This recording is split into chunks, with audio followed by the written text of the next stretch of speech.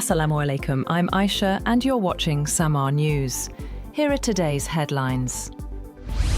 The Trump administration has tripled the cash incentive for migrants who voluntarily leave the United States. The Department of Homeland Security says undocumented migrants who self-deport by year-end will receive $3,000 and a free flight home. Officials say the move is cheaper than forced deportations, as the administration prepares a wider immigration crackdown next year.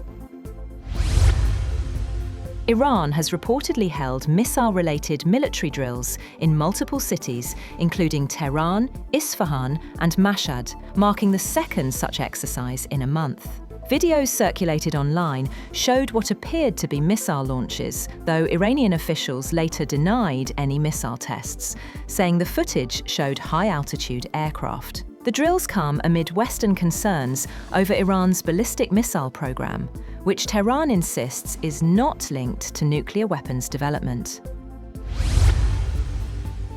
US intelligence reports continue to warn that Russian President Vladimir Putin has not abandoned his aims of capturing all of Ukraine and reclaiming parts of Europe that belong to the former Soviet Empire, even as negotiators seek an end to the war that would leave Russia with far less territory. The reports present a starkly different picture from that painted by US President Donald Trump and his Ukraine peace negotiators, who have said Putin wants to end the conflict. US Special Envoy Steve Witkoff has said that talks held between US, European and Ukrainian officials over the last 3 days in Florida, aimed at ending Russia's war in Ukraine, focused on aligning positions, calling those meetings and separate talks with Russian negotiators productive. Witkoff, in a social media post, called Sunday's talks productive and constructive and focused on a shared strategic approach between Ukraine, the United States and Europe. A Russian general has been killed by a car bomb in southern Moscow. Russian investigators said they suspected Ukrainian special services could have been behind the attack. The bomb exploded under the Kia Sorento, driven by Lieutenant General Fanil Savarov, head of the Russian General Staff's Army Operational Training Directorate, as he left a parking space. Field Marshal Saeed Asim Munir has been awarded Saudi Arabia's highest national honour during his official visit to the kingdom. During the visit, the Chief of Defence Forces and Chief of Army Staff called on Saudi Minister of Defence, Prince Khalid bin Salman bin Abdulaziz Al Saud. The King Abdulaziz Medal of Excellent Class was conferred upon Field Marshal Asim Munir. The award is Saudi Arabia's highest national honour and recognises his distinguished military service, leadership and central role in advancing defence cooperation, strategic coordination and institutional linkages between the two countries.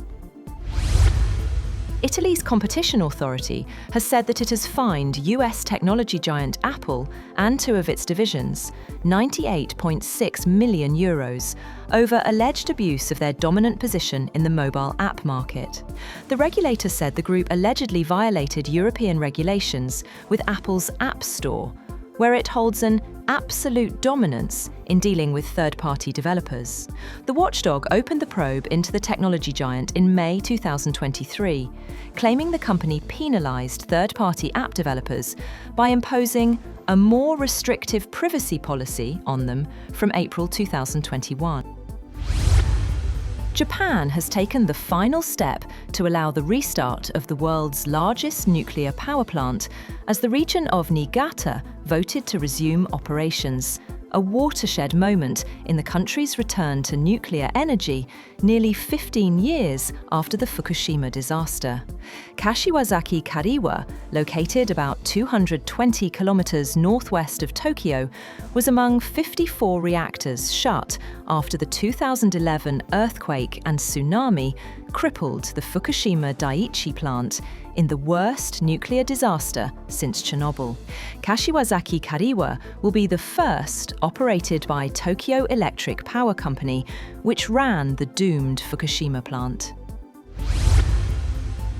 Oil prices have jumped as fears of supply disruption returned to the market. Brent crude futures gained $1.31 to $61.78 a barrel after the United States intercepted an oil tanker near Venezuela, raising concerns over exports under US sanctions. Tensions in the Russia-Ukraine war also stayed high, adding to uncertainty, even as global supply remains ample and markets broadly bearish.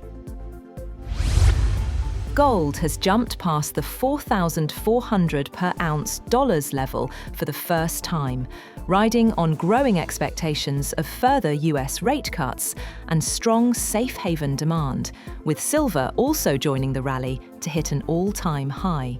Spot gold was up 1.4% at $4,397.16 per ounce, after breaking the $4,400 barrier to hit a record high of $4,400.29 earlier in the day. Spot silver climbed 3.3% to hit a historic high of $69.44. And Bulgaria is preparing to adopt the euro as political tensions grow and public opinion remains split. Prices are already being shown in both the lev and the euro, signalling an imminent shift. Supporters see easier trade and travel, while critics fear loss of identity and confusion, especially among the elderly. The move comes as Bulgaria narrowly meets the eurozone's inflation requirement. That's all for now.